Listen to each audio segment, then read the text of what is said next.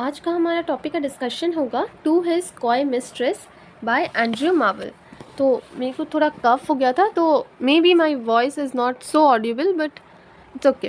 Let's start the poem to his coy mistress. It's written by Andrew Marvell और ये most likely it's written around 1650s और ये poem को publish किया गया था 1680s में after Marvell's death, after this Andrew Marvell's death. Okay, so ये जो पोएम है टू हिज कॉय मिस्ट्रेस, ये एक केप डियम है। ठीक है, carpe diem it's like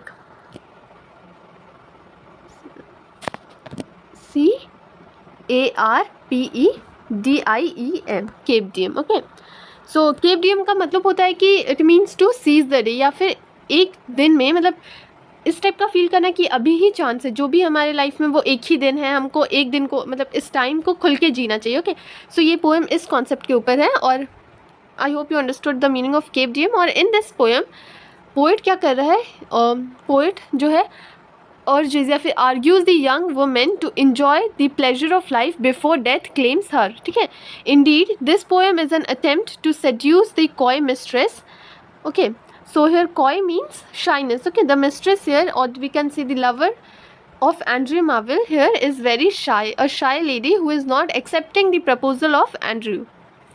So that's the reason he wrote this poem, and let's start with the poem. So first line we have, had we but world enough and time, this coyness lady were no crime, we would sit down and think which way to walk and pass our long love's day. ठीक है, तो इसमें ये बोल रहा है कि अगर हमारे पास बहुत ज़्यादा टाइम होता, वर्ल्ड का टाइम होता कि बहुत ज़्यादा, जैसे कि हमारा अभी लाइफ है, हम लोग का लाइफ में क्या है कि टाइम लिमिटेड है। ठीक है, तो ये वही बोल रहा है कि अगर हमारे पास बहुत ज़्यादा टाइम होता तो हम बैठ के तुम्हारा बात सुनते, तुम जितना बार मना करो या फिर तुम जो भी करो, हम तुम्हारी बात सुनते बैठ के, बट हमारे पास जो है लिमिटेड टाइम है। और जो ये तुम्हारा जो सेकेंड लाइन है ना, this coyness lady were no crime, तो जो सेकेंड लाइन में बोला जा रहा है तो उसको बोला जा रहा है कॉइनेस लेडी। तुम कॉइनेस लेडी कौन है, वो मिस्ट्रेस को बोला जा रहा है। कॉय मीन्स शाई। ओके, तो ये लेडी बहुत शाई है, तो वो बोल रहा है कि तो अगर मेरे पास बहुत ज़्यादा टाइम होता तो तुम जितना भी ये शर्माती या जितना भी अपना एक्सप्लेनेशन देती तो हम उसको बैठ के सुनते, कोई मेरे को प्रॉब्लम नहीं होता। ठीक है, तो इसमें क्या बोल रहा है ये कि if you had all the time in the world, your pursuedness या फिर तुम्हारा जो शाइनेस, तुम्हारा जो एक्सप्लेनेशन है, वुडेंट बी अ प्रॉब्लम। ठीक है, we would sit together and decide how to spend the day. ठीक है, we would sit down and think of which way to walk, हम लोग के पास बहुत ज़्यादा टाइम होता तो हम लोग एक साथ बैठ के सोचते कि how we can spend the day, how we can spend a long love's day. ठीक है, उसके बाद बोल रहे हैं कि thou by the Indian Ganges side should at rubies find, I by the tide of Humber would complain, I would love you 10 years before the flood, and you should, if you please, refuse till the conversation of the jaws.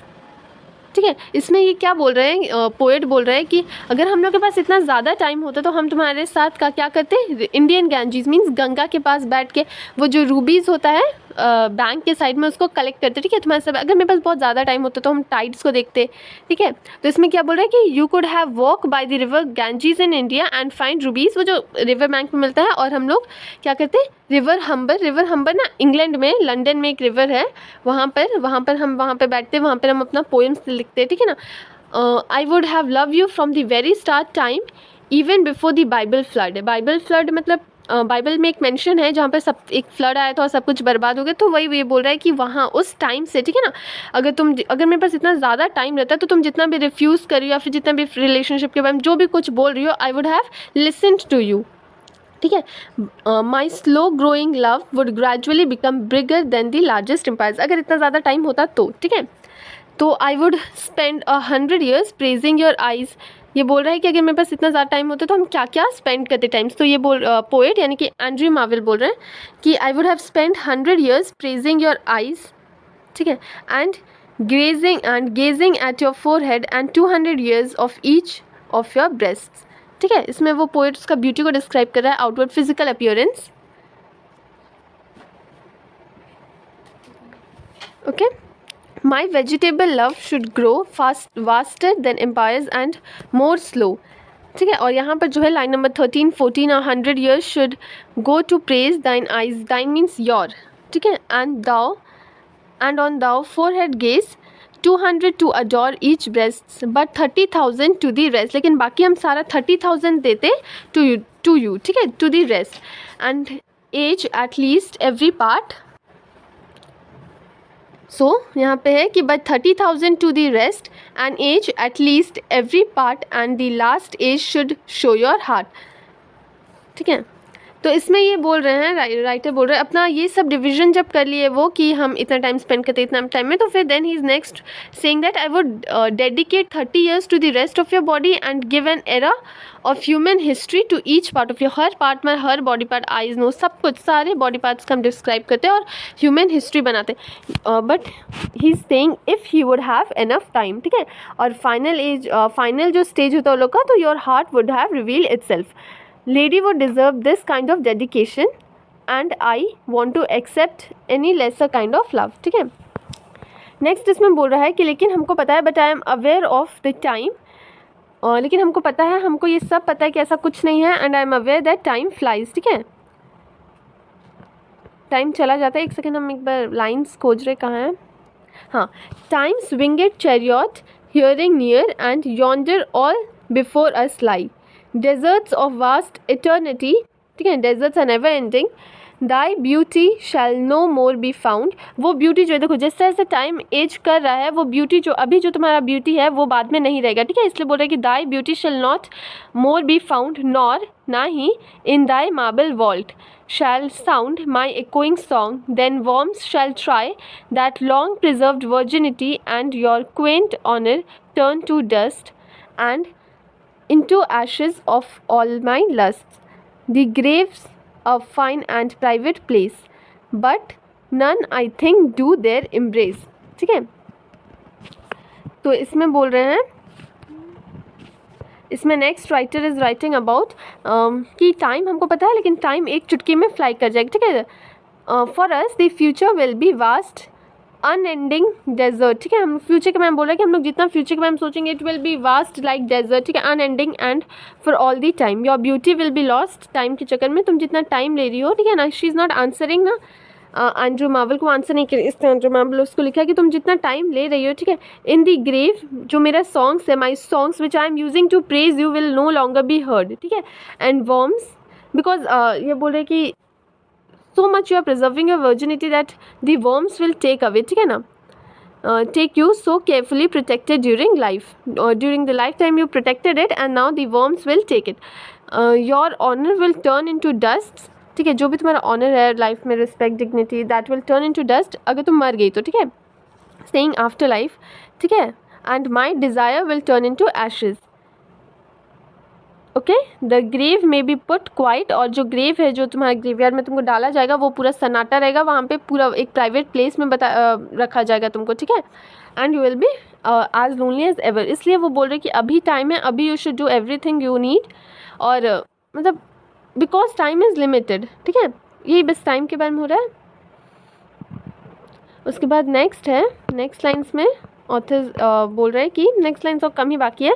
Now therefore while the youthful hue sits on thy skin like morning dew and while thy willing soul transpires at every pore with instant fires, now let us spot us while we may, and now like omorous birds of prey rather at once or time devour than languish in his slow chapped power.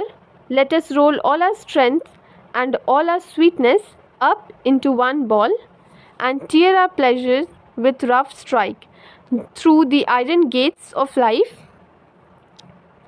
Thus through we make our sun stand still, yet we will make him run. Next is the last stanza, जिसमें last lines में stanza में वो बोल रहे कि therefore, इसलिए वो उसको समझा रहे कि देयरफॉर जो ब्यूटी है तुम्हारा ये अभी ही अच्छा दिख रहा है, बाद में अच्छा नहीं दिखेगा. ठीक है, and every pore of your body excludes exotic passion. ठीक है, अभी तुम्हारा यूथ एज है, यंग एज है, the body is filled with passion because this skin will no longer last at your old age. वही ऑथर उसको बोलते हैं कि let's have it while we can, let's devote time like love sick birds, let's praise this perish this time, ठीक है ना, like love sick birds and pray instead of lying about letting time eat us away, ठीक है ना। इसमें वो लड़की या फिर वो जो मिस्ट्रेस है वो क्या करिए, वो टाइम को ऐसे ही पास करिए, तो वही इसको बोल रहे हैं कि let's preserve this time instead of lying about letting time eat away at us, let's put together our strength and our sweetness and use it as a weapon against the iron rods of life. उसके बाद next बोल रहे हैं कि we may not be able to defeat time, हम लोग time को defeat नहीं कर सकते इन दिस वे, बट क्योंकि देखो अगर हम लोग जो भी चीज़ करें उससे टाइम तो स्टॉप नहीं हो जाएगा, टाइम हम लोग के लिए नहीं रुक जाएगा, लेकिन हम लोग उस टाइम को अच्छे से यूटिलाइज कर सकते हैं, ठीक है ना। But at least we can make use of time, ठीक है, we can not defeat time but we can make it of use, ठीक है। यहीं पर ये एक लास्ट लाइन था कि we may not be able to defeat time in this way but at least we can make it work hard to take us. So इसमें end हो गया है बस। और इसके बाद थीम्स के बारे में बात करें तो लव एंड डेथ के ऊपर बात किया गया है, ठीक है, ब्यूटी, यूथ, सेक्सुअल प्लेजर, और इसमें मेन थीम तो वही है, लव एंड डेथ ही है मेन थीम।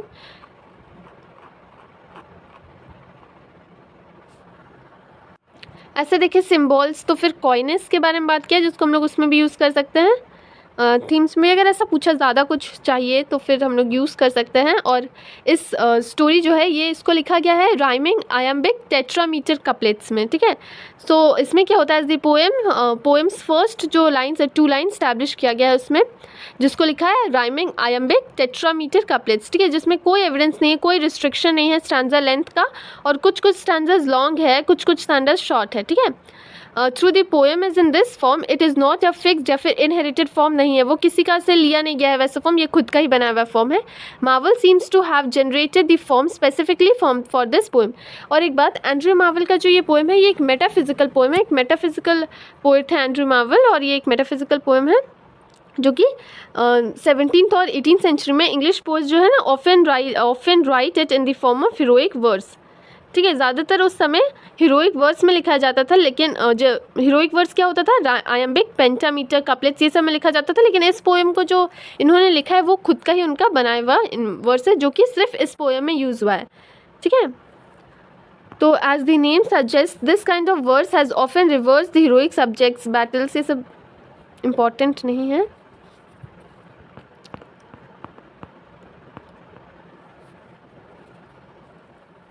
बाकी सब इसमें ये भी है कि line 1 ends at the end of line 2, a new thought begins, ठीक है ना, a new thought begins at the start of line 3, एक नया ही स्टार्ट, एक नया ही मोड़ पे ले रहा है। जैसे कि हम लोग यहाँ पे देख रहे हैं पोएम, अगर आप लोग खोलेंगे तो हम लोग जैसे यहाँ पे देख रहे हैं कि लाइन 1-2 में वो कॉइनेस के बारे में बात कर रहे हैं, लेकिन फिर एक नया ही शिफ्ट हो जा रहा है कि रिवर गैंजीज, फिर एक अचानक से रिवर हम्बर के ऊपर। सो ये कोई मेंशन नहीं किया है, हम लोग का आधा से एक लाइन ख़त्म हो गया, नेक्स्ट जो उसी के कंटिन्यूएशन लाइन में हम लोग एक अलग ही टॉपिक पे जा रहा है बात, okay.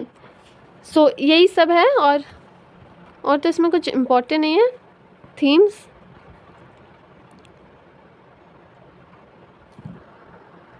Thank you guys, do like and subscribe the channel, and if you have any request you can also tell me, I will upload it. Thank you so much.